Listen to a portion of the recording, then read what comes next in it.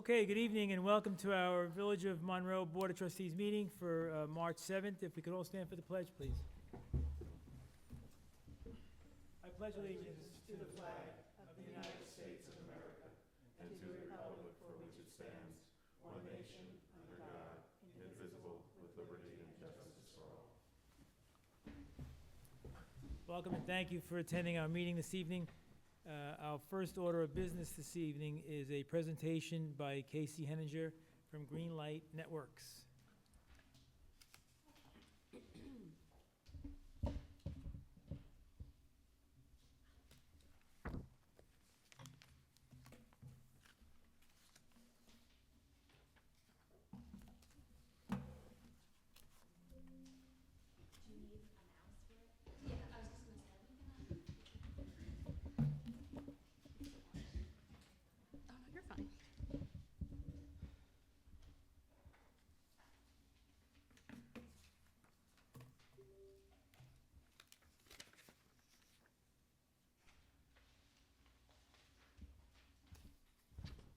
You guys or the audience?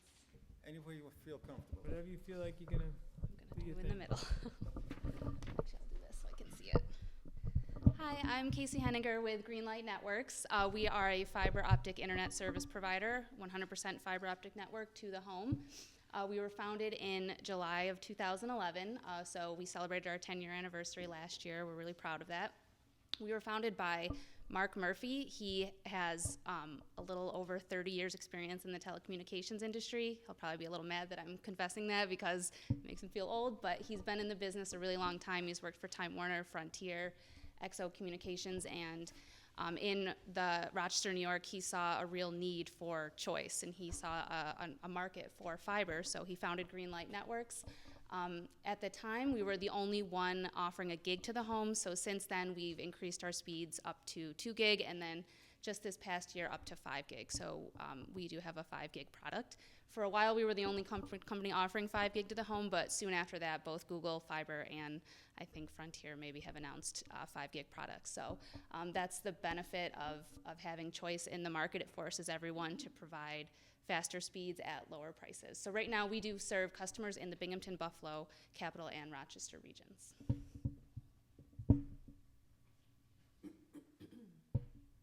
So a couple of key announcements that we've made probably in the past year or so is we announced a price decrease. So our gig product was $100 per month, but now it's down to $75 a month. We still have our entry-level product, which is $50 a month for 500 megabits per second download and upload. All of our packages are synchronous.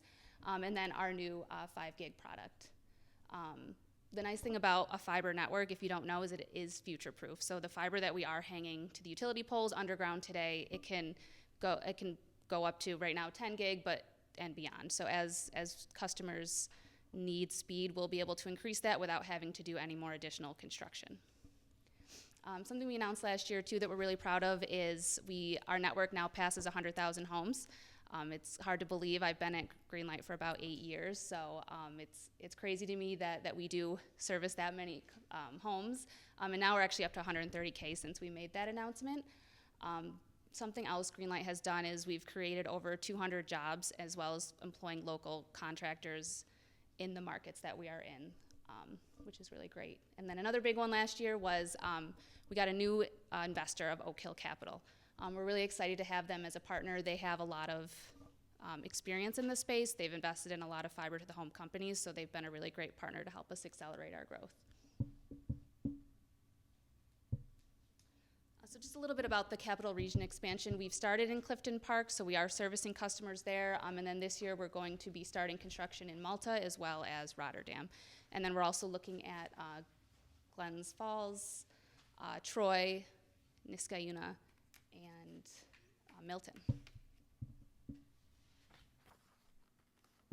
So something that we are really proud of is our Greenlight LaChase joint venture. So we formed this in 2019. LaChase is a really great name in the construction industry, a ton of experience. So we really wanted to accelerate our build build to more homes faster. So they came on board. It's really great. We select where we want to go. We'll handle any of the pre-construction, like applying for utility pole access, as well as permits and easements. And then they'll manage the subcontractors that actually build the network. So with all of their experience, they have over 75 years. They've really helped us accelerate our growth. So I covered this a little bit, but our plans and prices, we have a really competitive plan. We have a lot of value in our plan. Since we started in 2011, we have not had a price increase. So we have a same price for all philosophy. So what customers paid back in 2011, the people getting installed today are paying. So we don't do the game of if you call and threaten to cancel, you'll get a lower price for a few months or anything like that. We want a really transparent philosophy, transparent pricing strategy. So we offer 500 megabits per second upload and download. We do offer synchronous speeds. It's something that we started during the pandemic because everyone was working and learning from home, but we really saw a lot of excitement from our customers. So last year at our 10-year anniversary, we made that permanent. So then we have the gig for $75 a month, as well as a 2 gig product that's $100 a month, and then the 5 gig for $200 a month. So you might already know this, but this is how we'll stack up to the cable company. They usually start out as a standard speed at 200 megabits per second download. We start out at 500, and then their pricing minus some of the promotions they might offer is around $74.99, and ours starts at $50 a month. And we have no contracts, no taxes, so that is what the customers pay, is that $50, and then there's no hidden fees, so we don't do any modem rentals, router rentals, anything like that. So it's a really straightforward price plan for everybody. So we are an award-winning fiber to the home. We are recognized by Broadband Now as the #1 fastest internet provider nationwide, fiber provider nationwide, as well as the fastest one in New York. So we're really proud of that accomplishment. In Rochester, we have the Rochester Reader Rankings for the Rochester Business Journal. So we've been voted 6 years in a row now as the best internet service provider, so hoping for 7 this year.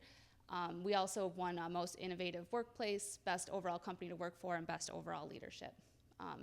And another milestone we were really proud of is being named to the Rochester Top 100 for the first time. So we've been there for 4 years now, but you have to have a certain amount of revenue consistently for 3 years to even be considered. So we've been around like 18, 20 on the list. So we're really excited about that. So just a little bit about our customer satisfaction. We have a great customer experience team that it actually starts at the top with the CEO. So what the customers experience from us is really important. So we do a lot of work with the community to make sure that they understand what's happening during the construction process as well as through the installation process. And then once they have their service, it's really important to us to be listening to them, making sure that everything's working properly. So we have a really great team that does that, as well as our marketing team is really active in the community. We sponsor a lot of community events. We host educational seminars about cord cutting, Wi-Fi instruction, routers, the whole thing, so that way people can really maximize their speeds and their service from us. So we'll do any type of community event. We also attend a lot of neighborhood association meetings as well.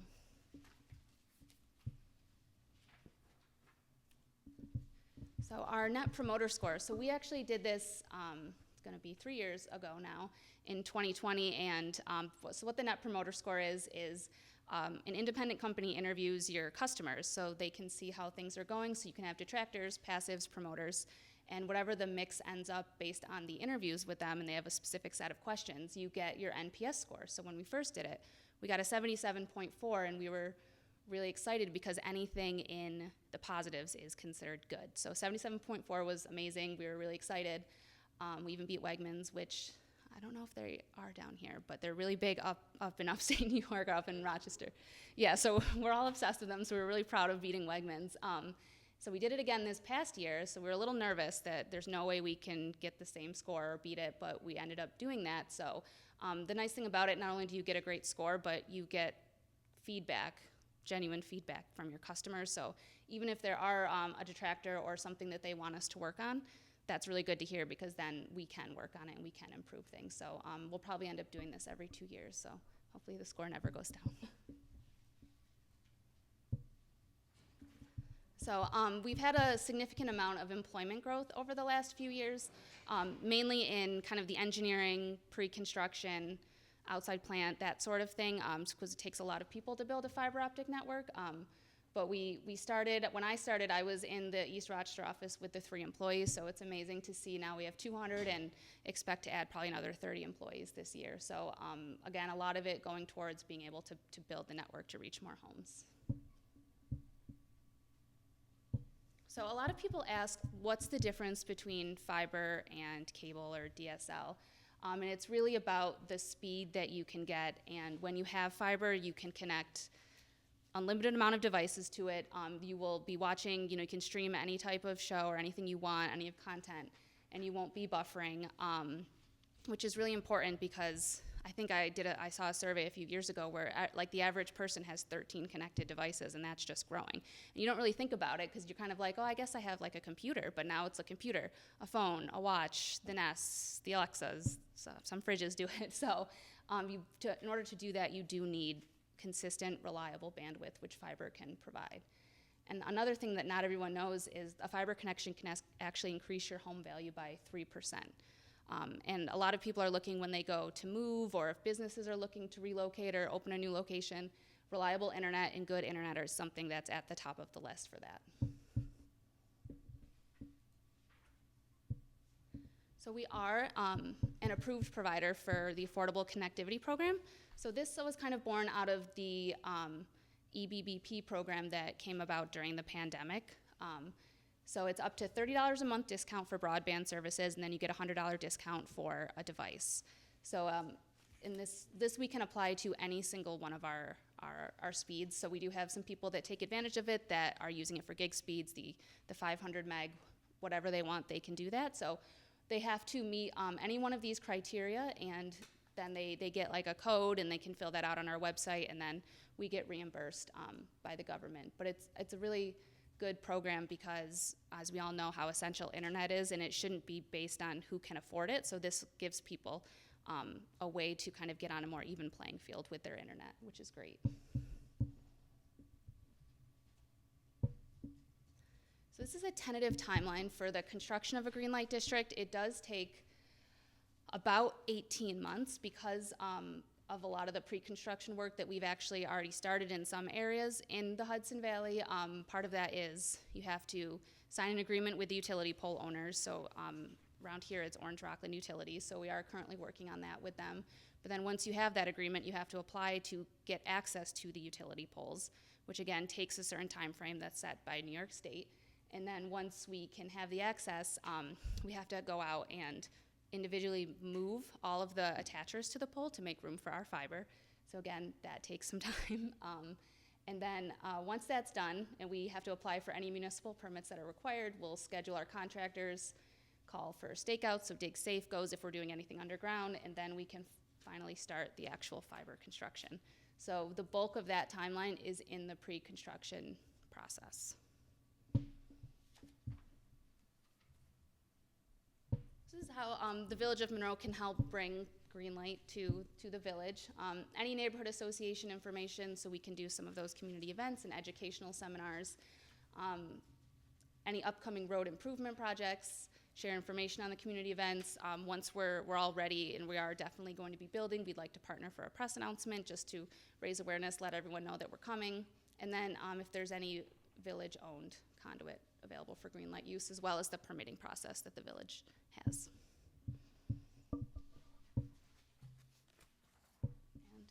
And that is it. Are there any questions? Sure. I'm sure you guys have questions. Are you going to be running your own fiber, or are you going to lease any? So we do have a partnership with Crown Castle. So we do lease to get to different locations. So we will be leasing to get to locations in various municipalities, and then we build out from there. Okay, so, and are you overlashing, or are you going to run your own? Run our own. We do not currently have an overlash agreement with them. Okay, no, keep going.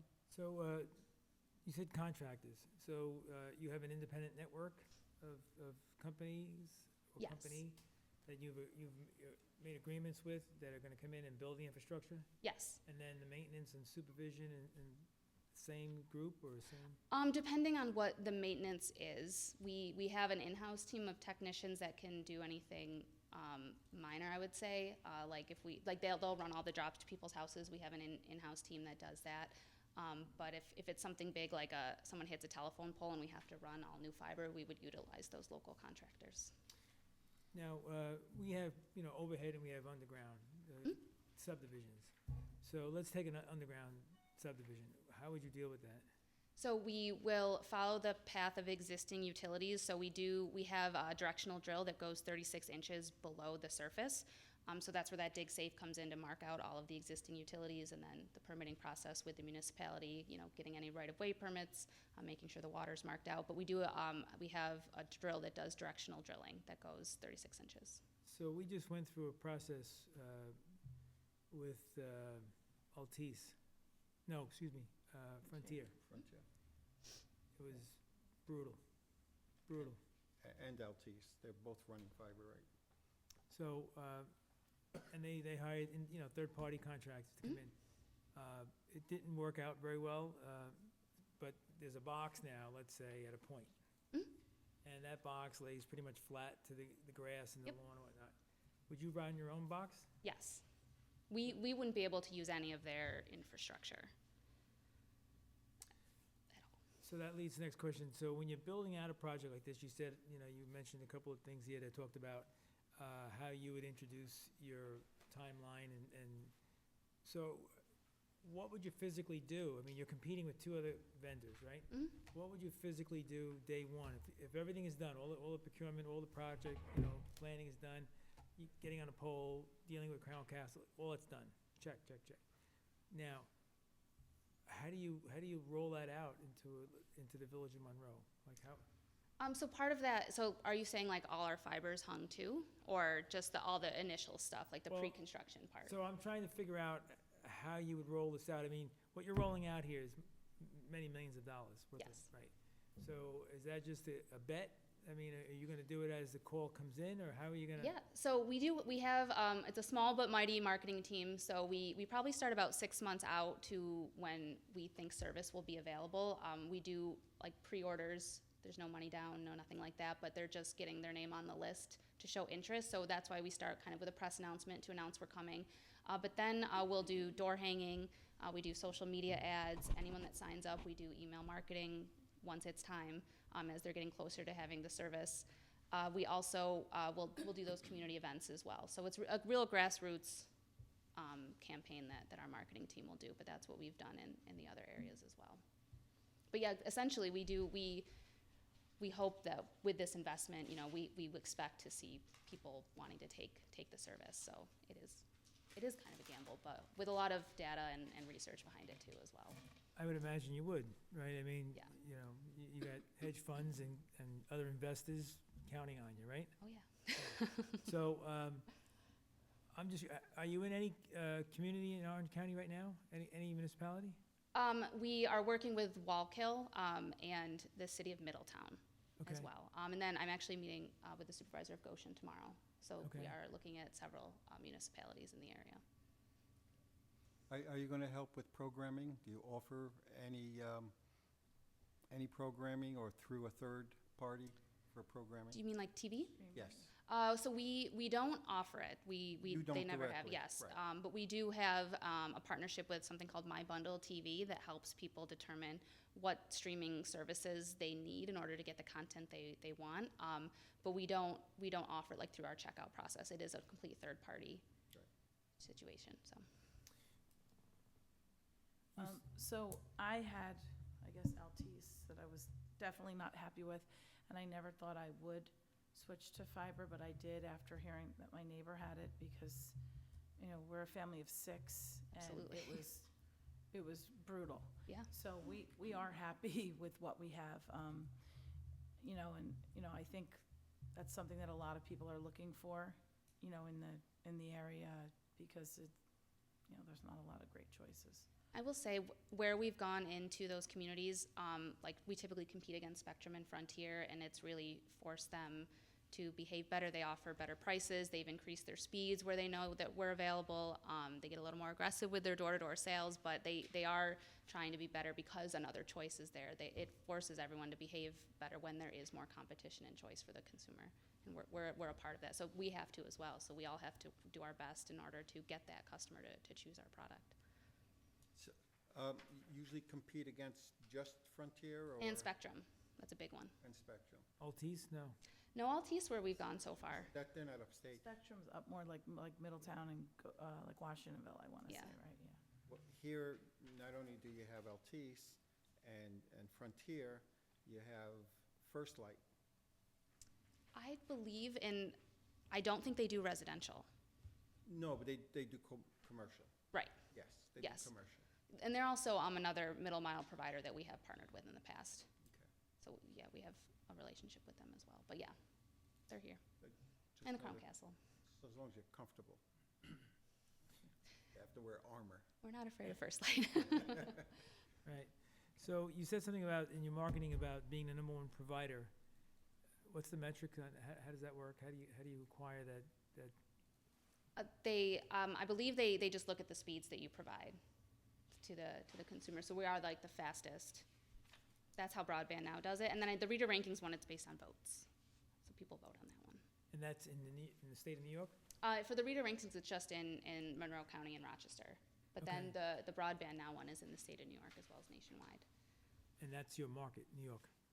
Right now, yes, we are just in New York. Interesting. Now it's both commercial and residential? Yeah, so it is small business, so something that kind of separates us from a Crown Castle is we try to keep it to around like 200 employees or less for our small business offering. And what does the Village of Monroe do?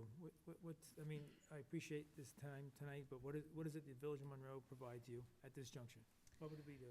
I know we've shared a master agreement with Trustee Ferraro. Just a basic boilerplate. Right, and then, so there's that, and then also just, we would apply for any type of permitting, so whatever your permitting process, we would follow that process. It varies from municipality to municipality, so whatever you require, we would have to do for permitting. So you're coming? As long as the agreement gets signed, I think that's the kind of the stamp, like for the Village of Monroe. In terms of this area, yes, because we are almost done with the Orange Rockland agreement. It got sent back one last time for language clarification, but then it's getting signed, so that'll allow us access to all their utility poles. Okay. Which that is a big part of it. We couldn't go anywhere if we didn't have that. You to be didn't have that, honest. right, exactly. Who's stringing wires now on the poles?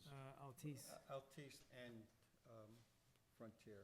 Is that fiber optic or? yeah. Yeah, I Altice is think running so. it now as Frontier well. did. Yeah, we've heard that they're doing some, so. They're running a whole separate network, Mhm. just the fiber to the home.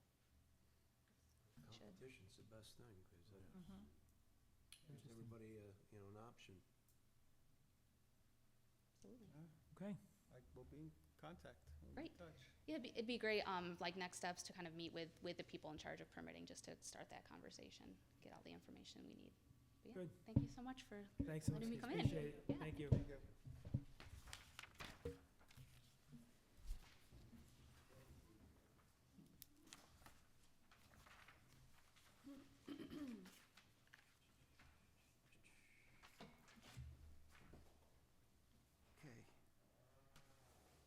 Okay, I did want to take a moment prior to next order of business is a public hearing, but before we do that, I would like to take a moment to acknowledge two members of our community who have passed just recently. Thomas Remo was a member of this board back in the late 1990s and early 2000s, and served his community in many different capacities, including Pop Warner and so forth. So he was a long-term member of this community. And the second person is Vincent Marino, who died on February 25th at the age of 100 years of age. He was a veteran of World War II, having served in the European theater, Germany, Belgium, and France. And he was part of the Battle of the Bulge group that went in and served his country with distinction. Great guy, I knew him pretty well, and it's definitely a loss for this community. So if we could have a moment of silence for these two gentlemen.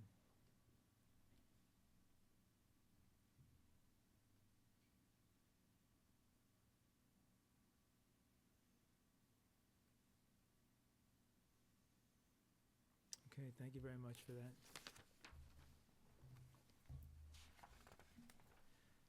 Okay, and next up is I need a motion to open a public hearing introducing local law number 3 of 2023, providing for a temporary modification to Chapter 80 of the Village of Monroe Municipal Code. Whereas a public hearing is being held on Tuesday, March 7, 2023, in the boardroom of the Village of Monroe, 7 Stage Road, Monroe, New York, at 7 p.m., to review a proposed local law entitled Providing for a Temporary Modification to Chapter 80 of the Village of Monroe Municipal Code. This local law temporarily suspends the issuance of demolition permits to structures and buildings located in the Village of Monroe's Historic District or listed on the state or federal registry of historic places. I need a motion to open the public hearing. Carl will make that motion. Second, please. O'Connor will second. For discussion? Call the question? Berenger, aye. Ferraro, I. Carl, I. O'Connor, aye. Dwyer, aye, so carried. Okay, the public hearing is now open. If anyone wishes to speak on behalf of this local law that we're proposing this evening, they're welcome to come on up and give their name to the clerk and or for whatever they like to discuss.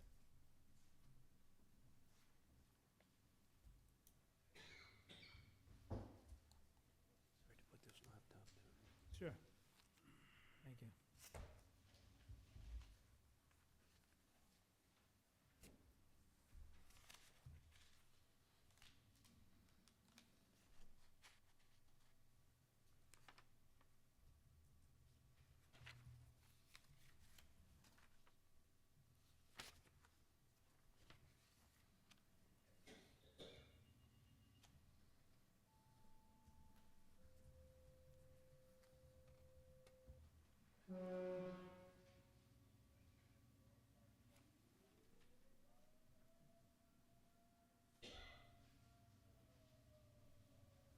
Okay, I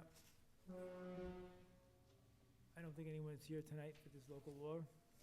So what we need to do is, I need a motion to close the public hearing. Berenger will make the motion, then we close the public hearing. Second. Ferraro, second. Call the question? Berenger, aye. Ferraro, I. Carl, I. O'Connor, aye. Dwyer, aye, so carried, thank you. Okay, this evening, next on the agenda is due process hearings, which pertain to hearings where the property owners who have been violated for certain issues in the property maintenance law have been issued a violation, and they have a due process hearing where they come before the public. So this evening, we have 3 properties, 7 Robin Drive, SBL 216-3-12, 320 State Route 208, SBL 203-3-3.1, and 324 State Route 208, SBL 203-3-3.22. Is anyone here this evening from these properties that wishes to speak on their behalf?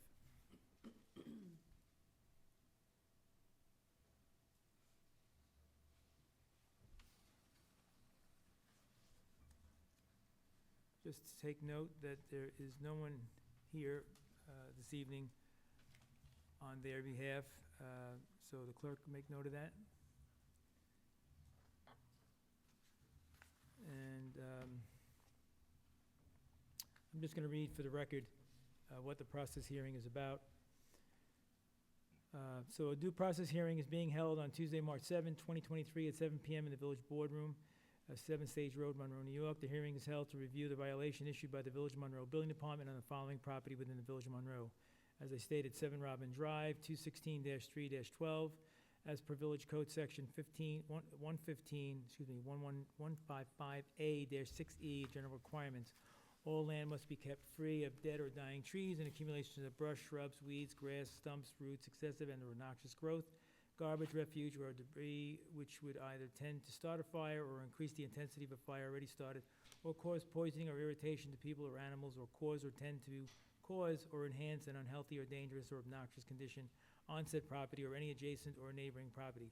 The specific violation is accumulation of trash throughout the property, specifically numerous white trash bags full of trash on the front lawn. So first and foremost, no one is here this evening for that, so need a motion to close this due process hearing on this property. Carl will make that motion. Second, O'Connor will second. call the question. Berenger, aye. Ferraro, I. Carl, I. O'Connor, aye. Dwyer, aye, so carried. Next order of business is the due process hearing against 320 Route 208, tax map 203-3-3.1, as per the Village Code Section 155A-6E, general requirements, all land must be kept free of dead or dying trees and accumulation of brush, shrubs, weeds, grass, stumps, roots, excessive or obnoxious growth, garbage, refuge, or debris, which would either tend to start a fire or increase the intensity of a fire already started, or cause poisoning or irritation to people or animals, or tend to cause or enhance an unhealthy or dangerous obnoxious condition on said property or any adjacent or neighboring property. This specific violation is large amounts of garbage, refuge, and debris scattered throughout the property. No one is here this evening on behalf of that property. At this time, I'd like to make a motion, or have someone make a motion to close the public hearing. Ferraro will make the motion. Berenger will second. Call the question. Berenger, aye. Ferraro, I. Carl, I. O'Connor, aye. Dwyer, aye, so carried. The third one is the property known as 324 State Route 208 with a tax map of 203-3-3.22. General requirements, all land must be kept free of dead or dying trees and accumulations of brush, shrubs, weeds, grass, stumps, roots, excessive or obnoxious growth, garbage, refuge, or debris which would either tend to start a fire or increase the intensity of a fire already started, or causing poisoning or irritation to people or animals, or cause or tend to cause or enhance an unhealthy or dangerous or obnoxious condition on the said property or any adjacent or neighboring property. The specific violation is a large amount of garbage, refuge, and debris scattered throughout the property. No one is here this evening for that property. I need a motion to close the public due process hearing. Carl will make that motion. O'Connor will second. Call the question. Berenger, aye. Ferraro, I. Carl, I. O'Connor, aye. Dwyer, aye, so carried. Thank you. Next order of business, I'd just like to do a roll call. Trustee Berenger, Berenger's present. trustee Ferraro, Ferraro here. trustee Carl, Carl, present. trustee O'Connor. O'Connor, present. Mayor Dwyer, thank you. Next order of business is the approval of the minutes as submitted by the clerk for the February 21st. February 21st, 2023 board meeting. Carl will Any- make that motion. Okay, second, O'Connor will second. discussion. Call the question. Berenger, aye. Ferraro, I. Carl, I. O'Connor, aye. Dwyer, aye, so carried. Next order of business, under old business, first one is agreement with Kimley Horn Engineering and Landscape Architecture of New York. Resolved, the Board of Trustees authorize Mayor Dwyer to sign the agreement with Kimley Horn Engineering and Landscape Architecture of New York, PC 1 North Lexington Avenue, Suite 505, White Plains, New York, 10601, for the purpose of public engagement and conceptual master plan services for Crane Park to be allocated from budget line A 7110.4500 Parks Contractual.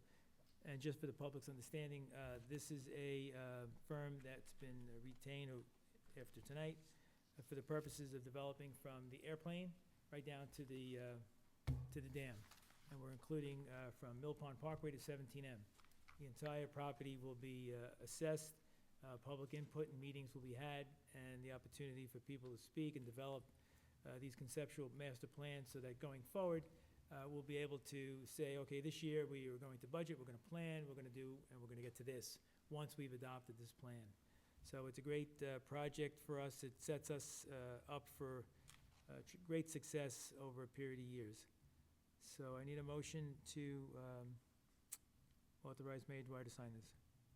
Berenger will make the motion. Ferraro, second. Discussion? Yeah, let me just get back to where we were here. There's numerous tasks on here. I guess my question, what's the time frame of getting this done? There's 5 tasks here, I believe, right? Total of 5 tasks? I want to say, Yeah, according to this, there's 5 tasks. yeah, The total, it's all broken out, but the total lump sum fee is $35,500. Right. Now, is it, how long a period are we looking to, is this gonna be over years? Is it No, gonna be no. We're gonna try to move this thing quickly, or You mean the project itself? the project itself? 'Cause Their I'm assum- project is probably about 4 to 6 months, from 0 to, and that's gonna include public input. He plans on having, I think, the first task completed, I think, within 6 weeks. 6 weeks. So then, what are they looking to come in here and have a public, have Yeah. a public workshop and bring the public in, see what Exactly. they want? Exactly. And then, They wanna have a period, first they're gonna do an assessment of everything, and then they're gonna build an as-built condition. And then from that, they're going to take public input and drill into the different aspects of it, and that's going to create their next task. now, all right, the public input, is that gonna be like done on an online survey, or is I it gonna think- be an No, in-person? he or- wanted to bring people in, sit at a round table here, Okay. or a larger venue, depending. 'Cause I think that- he actually- that's really not clear in here, that's why I'm asking. This is what he'd like to do.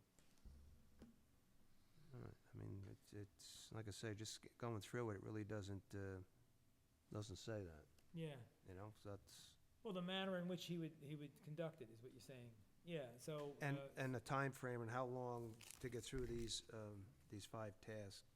Task 5 is being a conceptual master plan, so, That's a deliverable, that's the Right. deliverable that the board would look at, right? and then from there, it would become a budgetary item every year in Right. order to invest so much into the parks. To the Exactly. park for piece by piece. As I say, it sets us up for tremendous success and growth, because you can know from that what you're gonna get into, what you're gonna do, how you're gonna achieve it, and what those costs will be associated with them. So that's a really great, we've never had that. Okay, I got it. Okay, so we had a first and a second. Any further discussion? Call the question? Berenger, aye. Ferraro, I. Carl, I. O'Connor, aye. Dwyer, aye, so carried, thank you. Next order of business, trustee Ferraro, U Audit Associates. Yes. Resolved, the Board of Trustees authorize Mayor Dwyer to sign an agreement with U Audit Associates LLC, P.O. Box 5599, Endicott, New York, to review and analyze the village's expiring franchise agreement with Altice, identify the village's goals with respect to terms and conditions of a renewal agreement, preparations for negotiations with the provider, and negotiate with the provider and deliver to the village the most favorable renewal agreement possible in the amount of $3,000 to be allocated from budget line A 1620.450, Village Hall contractual. I'll put that in the form of a motion. Can I get it the second? Berenger will second. Discussion? Is there one question? They would work with us in this case with the I could ask him to do that. Right now, this price is for Altice. piece. I'll ask him about this. What's the time frame for that? Well, the franchise is up in October, so we have to start now. Okay. Okay, thank you. Okay, further discussion? Call the question? Berenger, aye. Ferraro, I. Carl, I. O'Connor, aye. Dwyer, aye, so carried. Next order of business is the 23 Marketing Group. Trustee Ferraro? Resolved, the Board of Trustees authorizes Mayor Dwyer to sign an agreement with 23 Marketing Group, Tony Marino, to manage social media, $750 per month, e-blast management, $500 per month, video production, $5,500 one time, digital and social media advertising, $20,000 over a 4-month schedule, and media planning and implementation, $750 per month. The fees for these services totals $37,500 to be allocated from the budget line A 1620.450, Village Hall contractual. The monthly fees would be billed at the first of each month for a minimum of 6 months. The video will be billed at 50% prior to production, and the additional 50% once the videos are complete. And I'll put that in the form of a motion. Can I get a second? Carl will make that a second. Discussion? Call the question? Berenger, aye. Ferraro, I. Carl, I. O'Connor, aye. Dwyer, aye, so carried, thank you. Okay, next order of business is setting up the public hearing for the extension of the moratorium.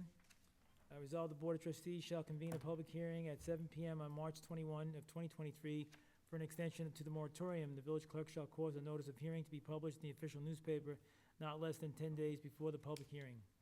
I need a motion. Berenger will make the motion. Ferraro, second. Discussion? Call the question? Berenger, aye. Ferraro, I. Carl, I. O'Connor, aye.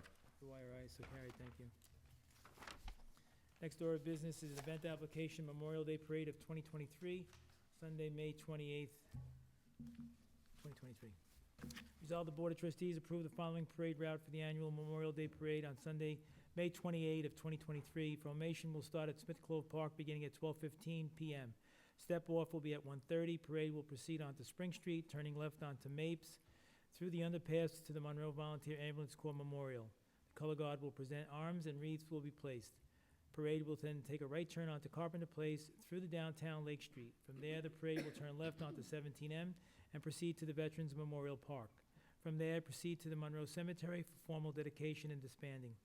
Approval will be contingent upon permission being granted from the New York State DOT 33C to use Route 17M for the Memorial Day Parade.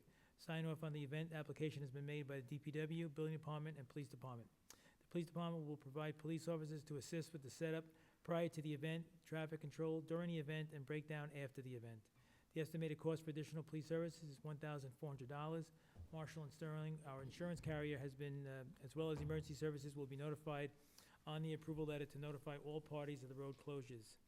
I need a motion to permit this parade event application. Carl will make that motion. O'Connor will second. Discussion? Call the question? Berenger, aye. Ferraro, I. Carl, I. O'Connor, aye. Dwyer, aye, so carried.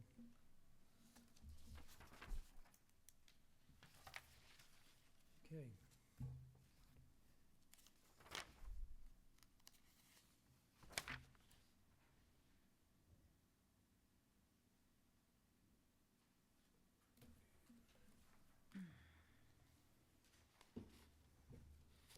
Okay, next order of business is the adoption of local law number 3.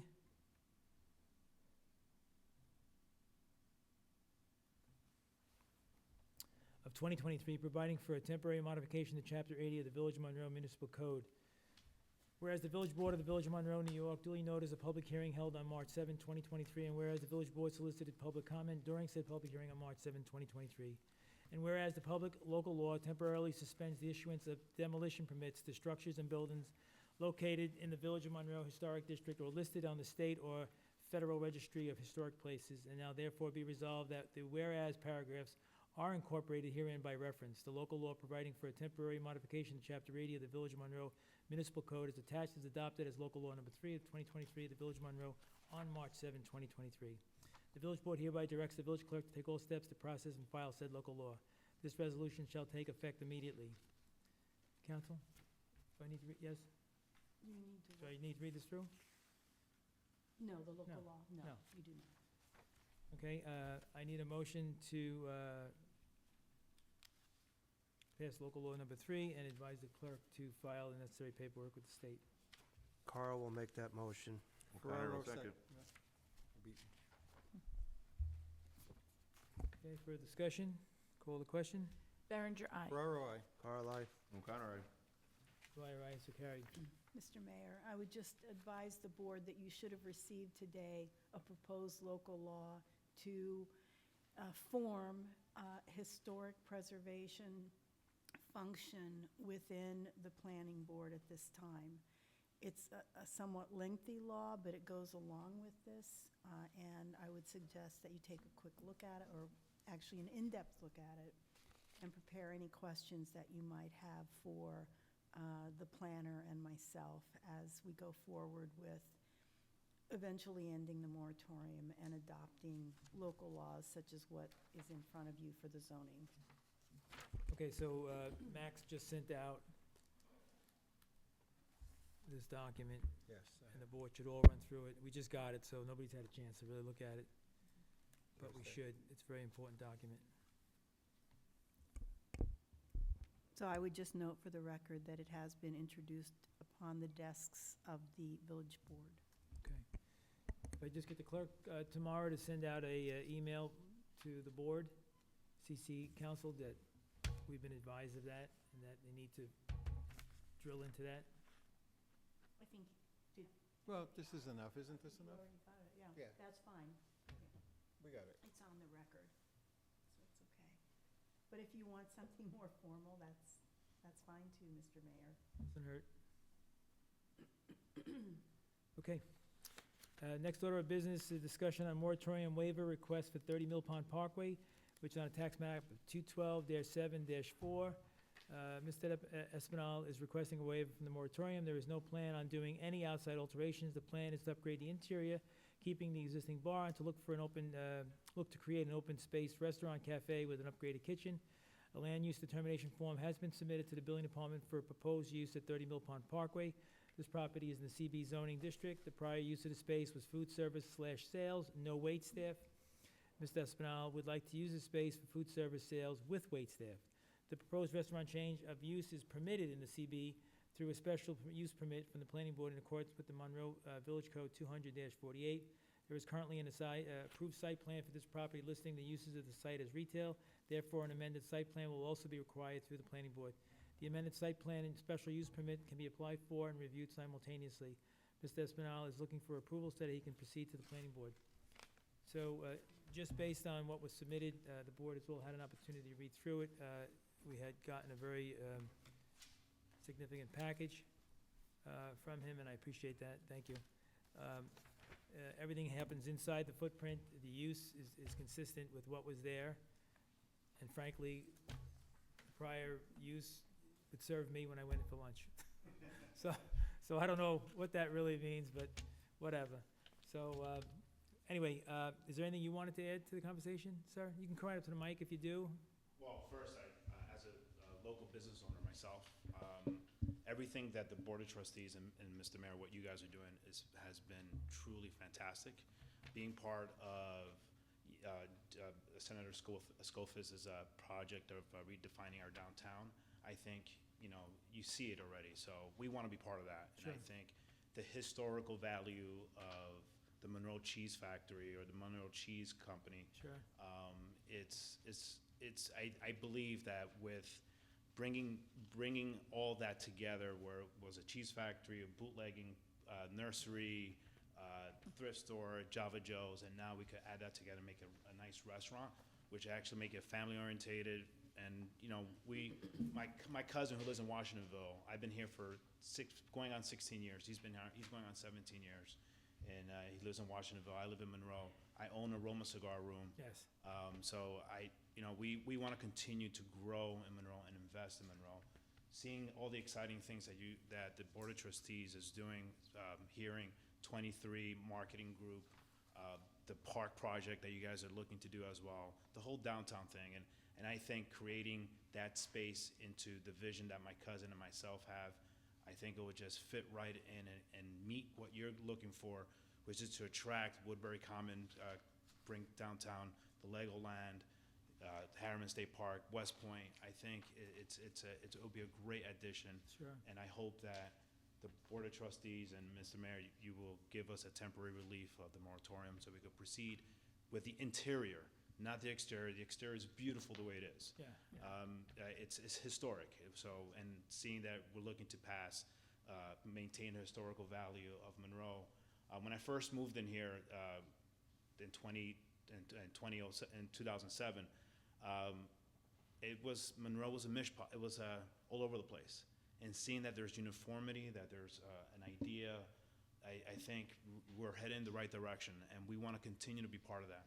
And giving us the opportunity to have something totally outside of the box, which is a cigar bar lounge in Monroe, and the reception that we've gotten from the community and from the Board of Trustees and all the customers that go there, I think it's something that we will greatly appreciate if you guys will grant us that temporary relief. Okay. Thank you, sir. Appreciate it. Counsel? There is an exception in the moratorium law for the approval of an addition, alteration, or reconstruction of an existing structure which results in no material change in such structure. and which is not intended or designed to accommodate any new or different use of such structure. The only new or different use I see is that there would be wait staff, and it would be more of a restaurant than, than what's there now, which I've been there, so it's more like just a coffee. So I would suggest that the board consider this. You can certainly also refer it to the planning board for a quick review. I think it could fit under that exception. I'm going to leave that up to the board to determine. I would just caution that, of course, we've had multiple people asking for waivers. We've sent them all to the planning board for a recommendation. This seems to fit within that exception, Right. which would mean that you would not have to send them to the planning board. I'm going to leave that up to this board. It's your decision. Okay, thank you. So, trustee Berenger, do you have anything you need to add?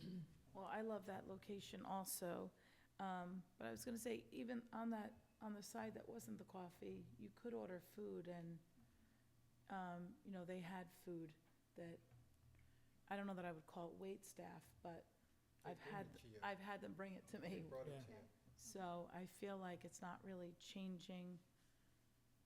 You know, I probably could have went up and got it at the counter, but they maybe were just nice and brought it to us. So I kind of feel like there was wait staff. Thank you. In the bar area, they brought it to you. Yeah. They brought the food to you. So we've had dinners there several times, so. Trustee Carl? If we grant this waiver, they still have to go to the planning board, correct? Yeah. This just allows them to go to the planning board. Allows them to apply. We're giving them a waiver to do that. So it's not like we're giving the approval and they can just start swinging a hammer, so I just want to make sure that, No, none of this. We're No, all no, on. Oh, no. None of that. all right, I just There's a process. want to be clear, that's all. Trustee O'Connor? Seems to make sense. Okay, why don't we go ahead and take a vote then? Berenger, aye? Ferraro, I. Carl, I. Yeah. Oh, Okay, sorry. I'll make the Sorry. motion that we grant the waiver. Is that what Okay. we're saying? Second? Carl is second. Carl, Okay, second? Wait a minute, wait a minute. That wait a we minute, go wait a to minute. the, so it's, How do I wanna so we word have a it? second. Yep. And Berenger. Berenger. Trustee Berenger. I would just note for the record that there was discussion, and the board determined that, in fact, this does not constitute a new or different use of the structure, that it is currently a restaurant with some table service. And so any vote, final vote that you take would be predicated on that understanding. And therefore, they're applying for a waiver under Section 3A5. Thank you. Okay, so we have first and second. Clerk, has that noted all those details? Who's the second? Yeah. Trustee Carl? Berenger, aye? Ferraro, I. Carl, I. O'Connor, aye. Dwyer, aye, so carried. Thank you, sir, appreciate Good it. luck. So you'll follow up with upstairs and with the planning board? So just follow up with Debbie upstairs. Yes. Fill out the applications and something like that. And she'll lead you right into the planning board and get you on the agenda. Since I opened up the sewer, any question I have, James or the whole department, That's good, that's good. Glad to hear that. All the best, definitely. Look. Okay, next order of business.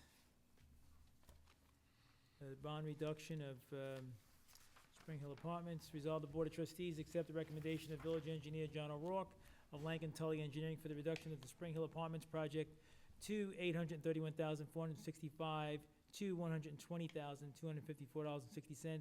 Although most of the items are at 100% complete due to ongoing construction activities and remaining work, 10% has been withheld for the maintenance bond. The retainage amount reflects the most recent observation. I need a motion to accept the engineer's report and reduction. Carl will make that motion. O'Connor will please. second. Discussion? Yeah, quick discussion. Yeah. Are they gonna put the top coat of pavement down prior to vacate, allowing those units to be occupied? I would think so. If it's on this, I think it's on the site plan, yeah. We can qualify that. So you're saying to me the binder is the only thing that's down? Yeah, it's just the base courses down. Yeah. So if you could, please reach out to John and ask about that. And if that's included in the 254.60 maintenance, okay? Because the blacktop plants are open. Although it's probably not the optimum time to apply temperature-wise, but yeah. All right, you let us know? Thank you.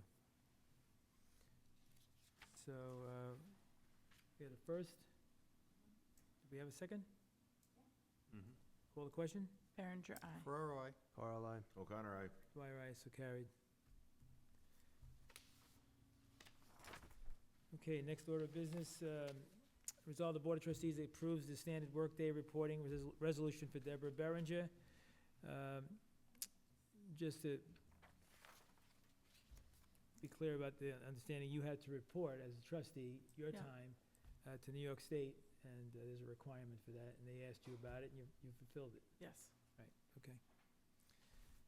Okay, so I need a motion to accept that as the, as written. Ferraro, make the motion. Carl will second. Call the question? Ferraro, I. Carl, I. O'Connor, aye. All right. Dwyer, Do I aye. abstain? You Yeah. abstain. Berenger I abstains. figured. You abstain, right.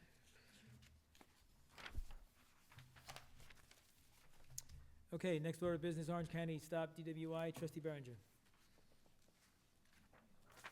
Okay, be it resolved, the Board of Trustees approves an agreement with the County of Orange that authorizes the Village of Monroe Police Department to participate in the Stop DWI Traffic Safety Program for 1 year, beginning March 11th, 2023 through January 1st, 2024.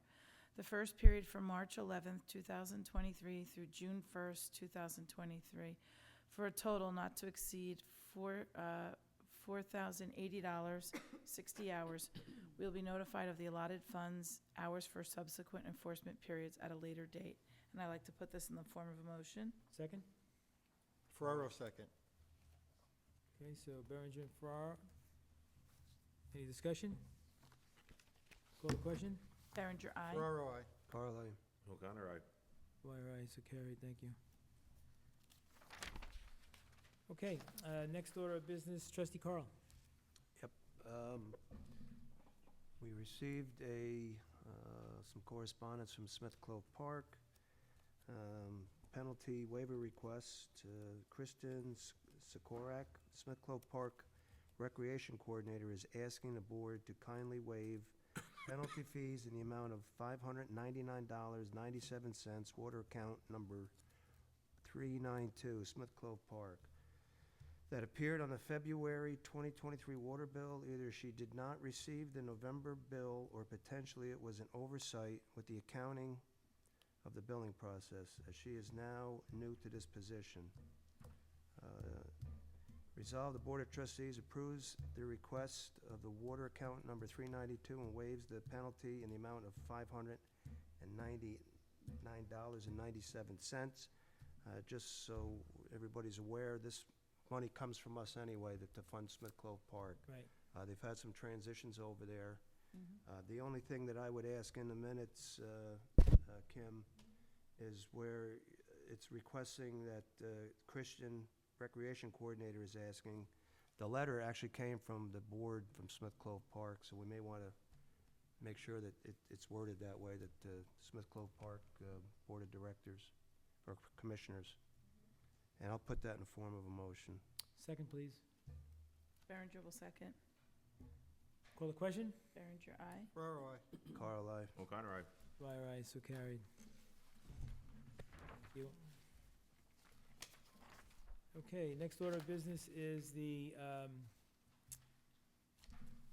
Village of Monroe Board of Trustees resolution concerning violations of property maintenance for 7 Robin Drives, 216-3-12, Council, I can do the three?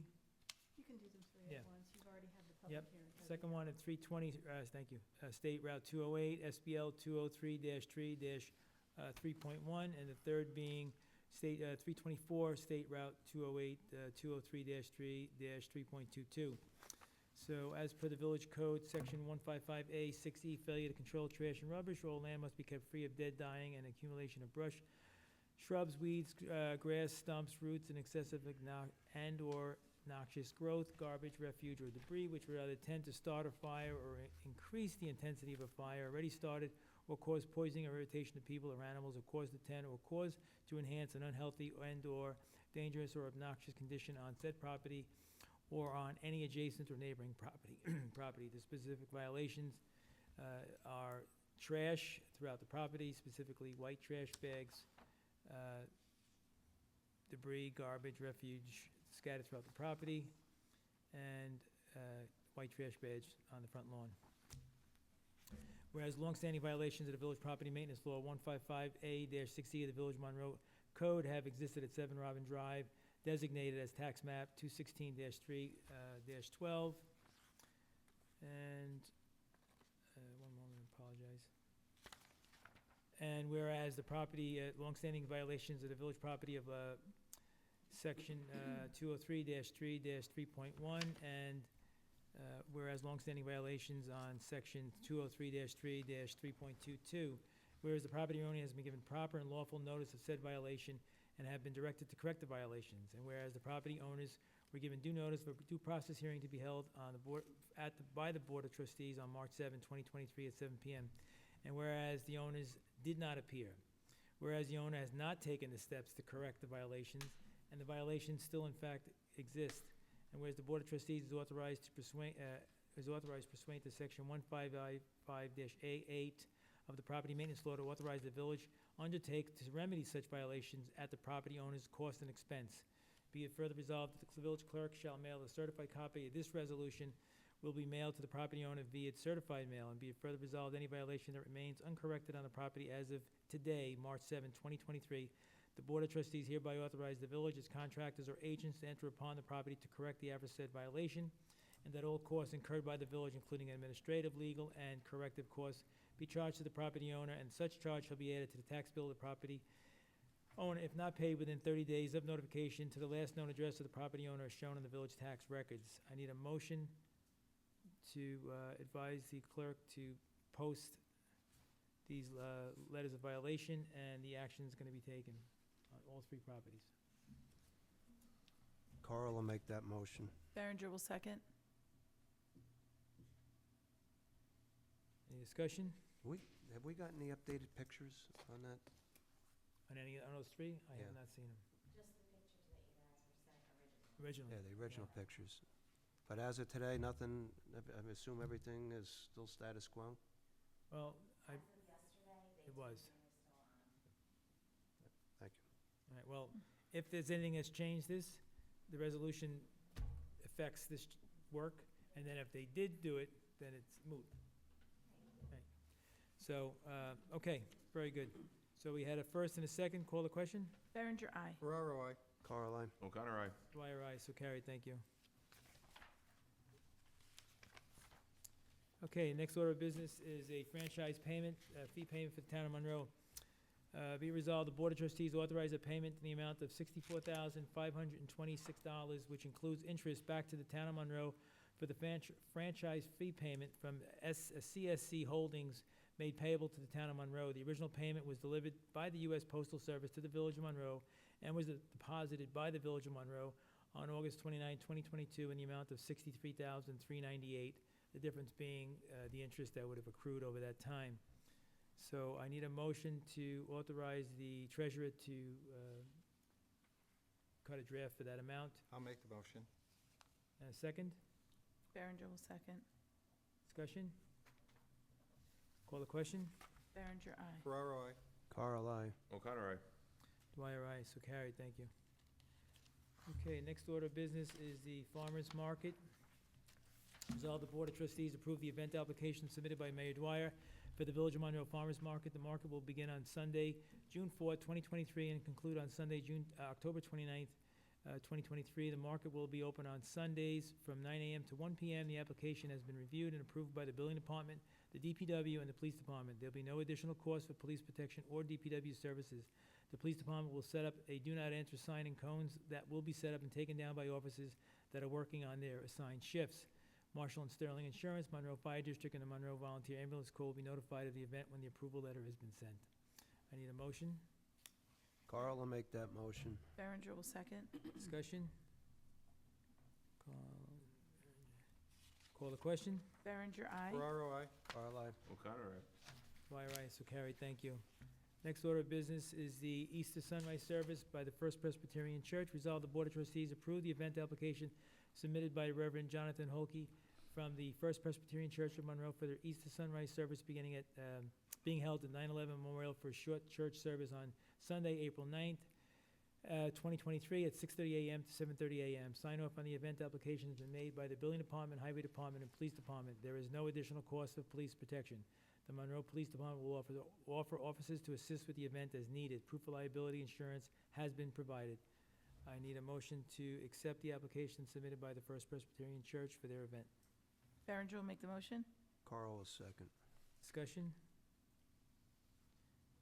Call the question? Berenger, aye. Ferraro, I. Carl, aye. O'Connor, aye. Dwyer, aye, so carried. And be it further resolved, the Board of Trustees waive the application fee as the First Presbyterian Church is a nonprofit organization. I need a motion to waive the fee. Carl will make that motion. O'Connor will second. Discussion? Call the question? Berenger, aye. Ferraro, I. Carl, aye. O'Connor, aye. Dwyer, aye, so carried, thank you. And you'll take care of that? Yep. Okay, next order of business is the event application by Sacred Heart Eucharistic Procession. Resolved, the Board of Trustees approve the application submitted by Sacred Heart Church to have or host a Eucharistic procession on Sunday, June 11th, 2023, from 1:30 p.m. to 3:30 p.m. The procession proceeds east on Stage Road from Sacred Heart Chapel to Maple Avenue, making a right turn and proceeding south to Mill Pond Parkway. It will then proceed west on Mill Pond Parkway to Lakes Road, making a left turn and proceeding to 17M, where it will make a left turn and proceed east to Maple Avenue, and then left, returning to Stage Road, where it will make a left and return to Sacred Heart Chapel, where the procession ends. Sign off on the event application has been made by the Building Department, Highway Department, and Police Department. There is no additional cost of police protection. The Monroe Police Department will assign officers to monitor vehicular and pedestrian traffic during the procession. Proof of liability insurance has been provided.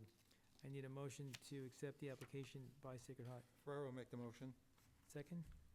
Carl will second. Discussion? Sure. Are they actually going to be in the street or on the walkways? On the walkways. Okay. Thank you. Okay, any further discussion? Call the question? Berenger, aye. Ferraro, I. Carl, aye. O'Connor, aye. Dwyer, aye, so carried, thank you. I don't have anything. I'm sorry? You have to waive the We fee. have to waive the fee. Waive the fee. I did. Waive the fee. Oh, Sacred Heart. Do you want to waive their fee? I'm sorry. Right here, Thanks, yeah. right there. Okay, and be it further resolved, the Board of Trustees waives the application fee as Sacred Heart Church is a nonprofit organization. I need a motion to waive the fee. Carl will make the motion. Second? O'Connor will second. Call the question? Berenger, aye. Ferraro, I. Carl, aye. O'Connor, aye. Dwyer, aye, so carried. Okay, I don't have anything right now. Council, do you have anything? Okay. Anyone from the public would like to speak? Just come on up, and if you would, please just give the clerk your name and... My name's James Sussman. I live at 7 Scenic View in Monroe. And I've given you 2 exhibits earlier in the day. So, Mr. Mayor, trustees, this is just a quick follow-up. It's not a ton of questions or a ton of things, so Sure. it should be fairly quick. But at the February 21st board meeting, the board approved Local Law 223, modification of Chapter 195 of the Village Code to protect Monbassia Reservoir. I just had a couple of follow-up questions to that. Sure. Has the law been submitted to the Secretary of State for review yet, for approval? Has that been submitted yet? I think that was the next step, so. Yes. Okay, so that has been submitted. Do you know when that was submitted, or? The day Day after? Okay, so it has been submitted. The 2 documents that I asked to be entered kind of more into the record were the letters from Brian Nugent, who's the attorney for the town of Monroe, The letter was submitted to Mayor Dwyer and Ms.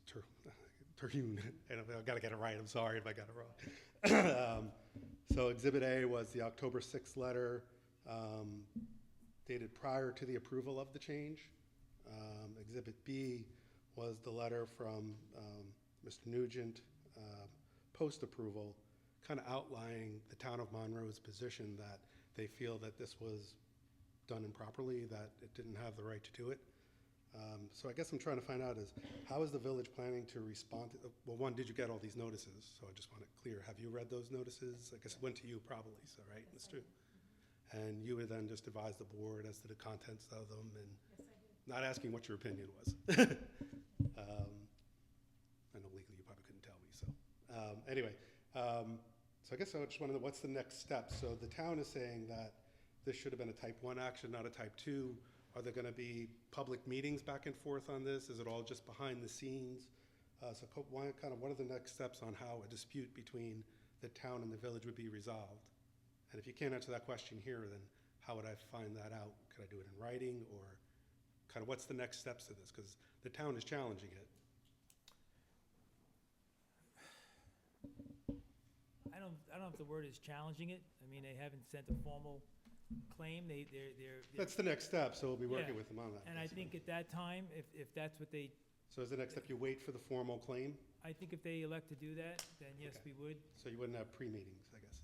No, and I think pretty much everything we're gonna do in the public, if there's any Okay. additional actions. So then the next step is you need a formal filing from the town challenging it, and then Whatever you'll respond format to that that may challenge. be, right, you know, But if with absent that, it just is what it is.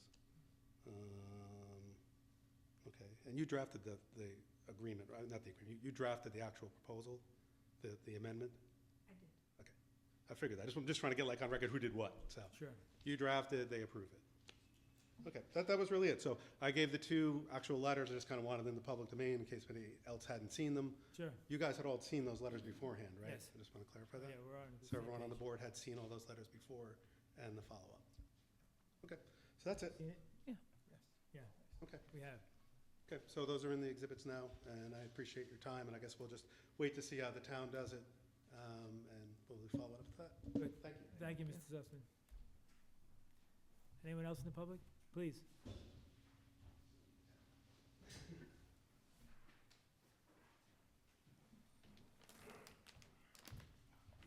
Good evening, guys. Good evening. My name is Everett with the Nettie Fred Cooperative Corporation, 46 Water Plant Road. I'm sorry, what was your last name? Bierker, B like in boy, I-E-R-K-E-R, Got it, thank you. number 46. Got it.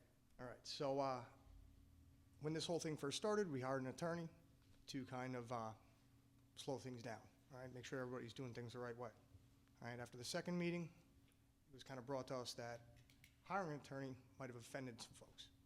All right, in good faith, we backed our attorney off. And last meeting, I'm regretting it.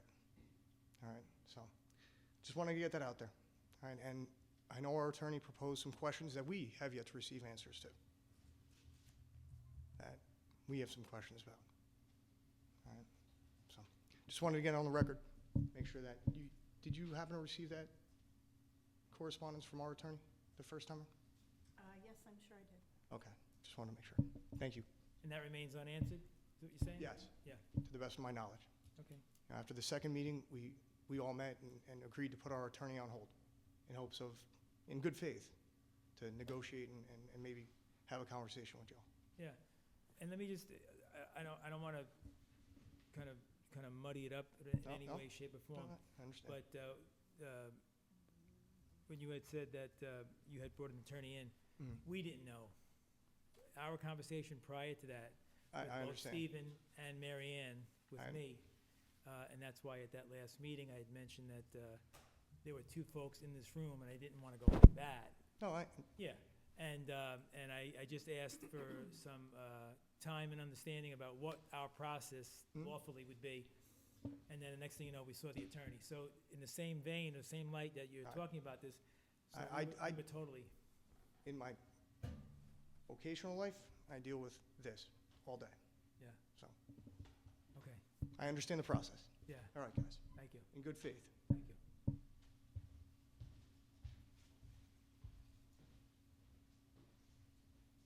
Anyone else in the public? Okay. All right, I need a motion to go into attorney-client for the purpose of personnel. Berenger will make the motion. Carl, a second. Call the question? Berenger, aye. Ferraro, I. Carl, I. O'Connor, aye. Dwyer, aye, so carried. Thank you, everyone. Appreciate it. Aye.